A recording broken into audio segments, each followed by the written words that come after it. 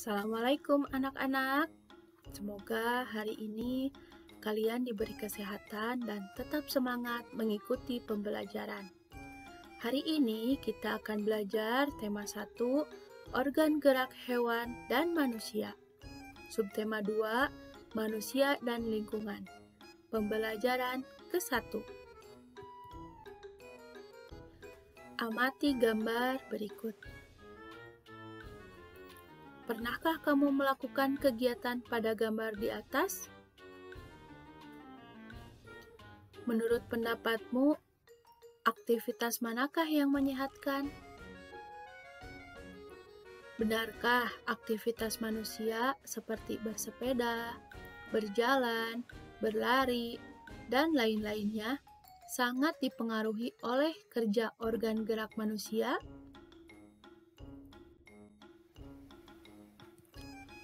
Untuk melakukan kegiatan atau aktivitas, tubuh manusia memiliki alat gerak, yaitu rangka dan otot. Alat gerak manusia dibagi dua macam. Yang pertama adalah alat gerak pasif, contohnya tulang atau rangka. Yang kedua adalah alat gerak aktif, contohnya otot. Tulang atau rangka merupakan alat gerak pasif. Rangka memiliki beberapa fungsi, di antaranya yang ke-1 sebagai penegak tubuh, yang kedua pembentuk tubuh, yang ketiga tempat melekatnya otot, yang keempat tempat terjadinya proses pembentukan sel darah merah. Alat gerak manusia yang pertama adalah rangka. Coba kamu amati gambar berikut. Ini adalah rangka manusia. Rangka manusia memiliki beberapa bagian, di antaranya yang ke-1 adalah rangka kepala. Yang kedua, rangka anggota badan. Yang ketiga, tulang belakang. Yang keempat, rangka anggota gerak atas. Yang kelima, rangka anggota gerak bawah. Alat gerak manusia yang pertama adalah rangka kepala. Fungsinya untuk melindungi otak, mata, hidung, telinga, mulut, lidah, dan gigi. Yang termasuk rangka kepala di antaranya tulang dahi, tulang baji, tulang tapis, tulang pelipis, tulang ubun-ubun, tulang tengkorak belakang, tulang mata, tulang air mata, tulang hidung, tulang pipi, tulang langit-langit, tulang rahang atas dan bawah, tulang pangkal lidah. Yang kedua adalah rangka anggota badan. Fungsinya melindungi jantung, paru-paru, dan organ serta menyangga tengkorak. Yang termasuk rangka anggota badan, yang pertama adalah tulang belakang, meliputi leher, punggung, pinggang, kelangkang, dan ekor. Yang kedua adalah tulang dada. Yang ketiga, tulang rusuk, meliputi rusuk sejati, rusuk palsu, rusuk melayang. Yang keempat, tulang gelang bahu. Contohnya selangka dan belikat. Yang kelima, tulang gelang panggul, termasuk tulang usus, tulang duduk, dan tulang kemaluan. Tulang belakang memiliki fungsi penopang tubuh, melindungi syaraf, menghasilkan sel darah merah, peredam getaran pada saat tubuh bergerak. Yang termasuk tulang belakang adalah tulang leher, tulang punggung, tulang pinggang, tulang kelangkang, tulang ekor, tulang anggota gerak atas. Tulang belakang ini selain untuk menopang tubuh, juga memiliki fungsi untuk mengangkat, melempar, memukul, dan memegang. Yang ketiga adalah rangka anggota gerak atas. Nah, di sini yang termasuk rangka anggota gerak atas adalah tulang lengan, tulang hasta, tulang pengumpil, tulang pergelangan tangan, tulang telapak tangan, tulang jari tangan. Yang terakhir, rangka anggota gerak bawah. Fungsinya untuk berjalan, berlari, menendang, dan menahan beban tubuh. Yang termasuk rangka anggota gerak bawah adalah tulang paha, tulang kering, tulang betis, tulang pergelangan kaki, tulang telapak kaki, dan tulang jari kaki. Alat gerak manusia yang kedua adalah otot. Otot adalah sebuah jaringan dalam tubuh manusia dan hewan. Fungsinya sebagai alat gerak aktif yang menggerakkan tulang. Otot manusia terbagi ke dalam 3 jenis. Yang pertama, otot polos. Otot polos adalah otot yang bekerja tanpa kesadaran kita yang dipengaruhi oleh sistem saraf tak sadar atau saraf otonom. Otot polos dibentuk oleh sel-sel yang berbentuk gelondong di mana kedua ujungnya runcing dan mempunyai satu inti sel. Ciri-ciri otot polos yang pertama, waktu kontraksi antara 3 sampai 180 detik. Kedua, bentuk dari otot polos adalah gelondong. Yang ketiga, terletak pada organ dalam. Keempat, memiliki satu inti sel yang berada di tengah. Yang kelima, pergerakannya dari otot polos lambat dan mudah lelah. Yang keenam, dipengaruhi oleh saraf otonom. Yang ketujuh, otot polos biasanya berada pada bagian usus, saluran peredaran darah, dan otot di saluran kemih. Yang terakhir, tidak diperintah oleh otak atau tidak dipengaruhi oleh otak. Yang kedua adalah otot lurik. Otot lurik adalah otot yang menempel pada rangka tubuh manusia yang digunakan dalam pergerakan. Otot lurik adalah otot yang bekerja di bawah kesadaran. Otot lurik juga dinamakan otot rangka. Mengapa? Karena menempel pada rangka. Dinamakan otot lurik karena ada sisi gelap dan terang yang berselang-seling. Ciri-ciri otot lurik yang pertama adalah bentuk silindris dengan garis gelap terang. Yang kedua, melekat pada rangka. Yang ketiga, bekerja secara sadar dengan perintah otak. Yang keempat, cepat dan mudah lelah. Yang kelima, bentuk yang panjang dan memiliki banyak inti sel atau disebut multisel. Yang keenam, mempunyai pigmen myoglobin. Dan yang ketujuh, inti sel yang berada di tepi. Yang ketiga adalah otot jantung. Otot jantung adalah otot yang bekerja secara terus-menerus tanpa istirahat atau berhenti.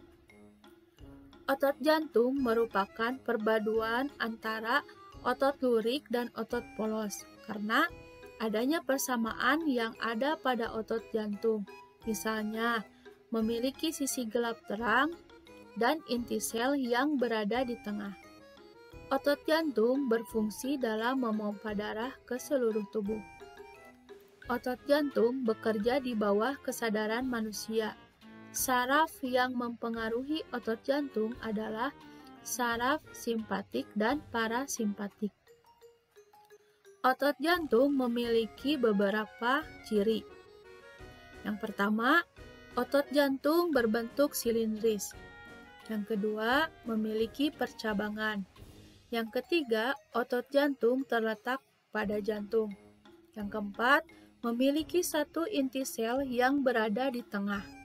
Yang kelima, bekerja tanpa kesadaran manusia. Yang keenam, bekerja terus-menerus dan tidak membutuhkan istirahat.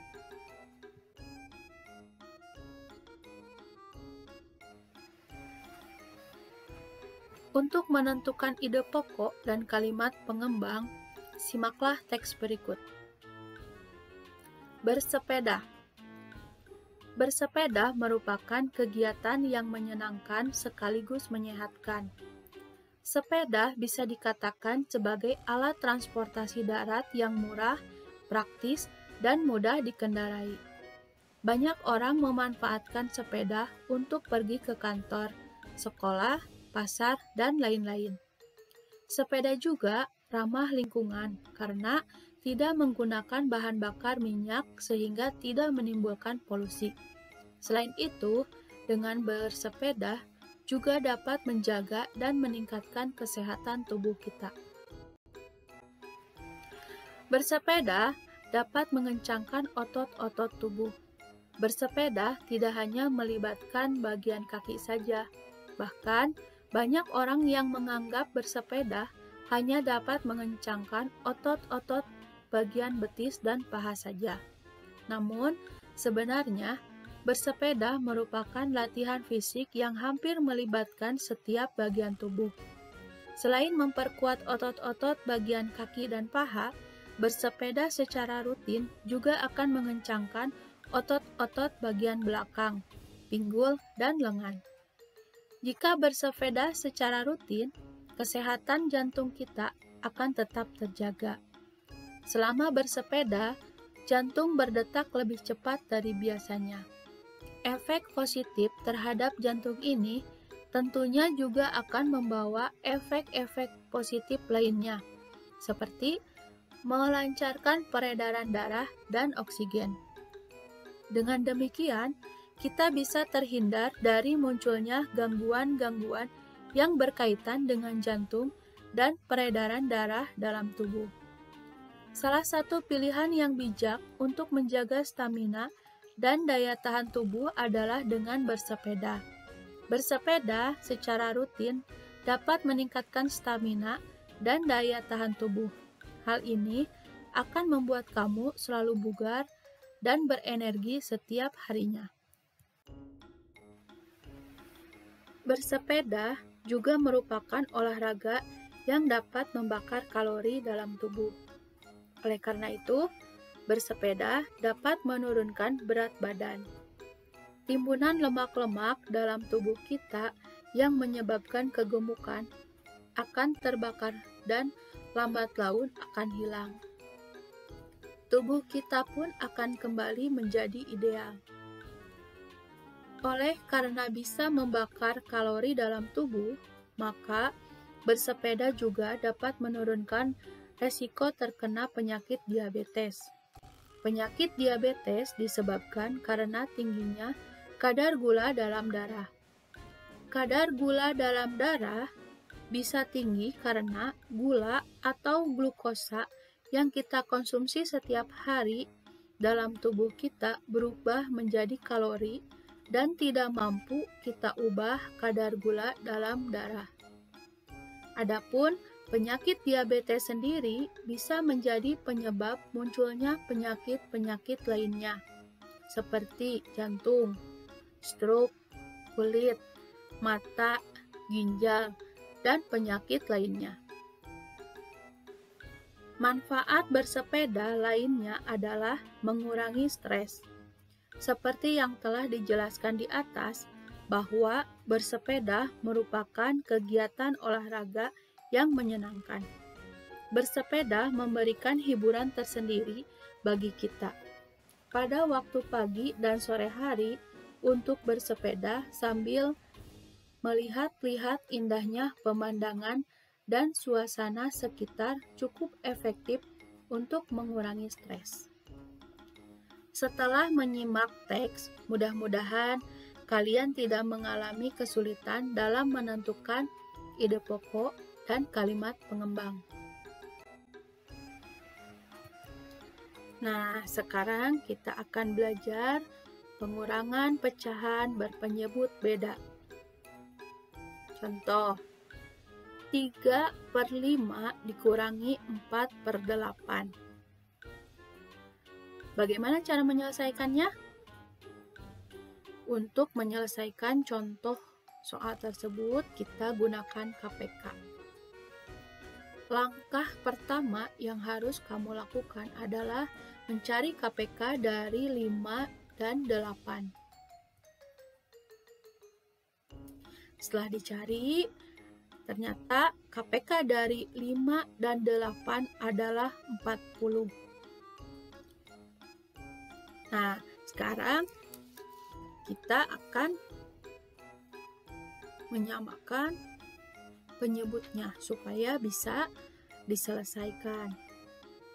3/5 dikurangi 4/8 sama dengan, karena kita memperoleh KPK-nya 40, jadi penyebutnya kita ganti 40.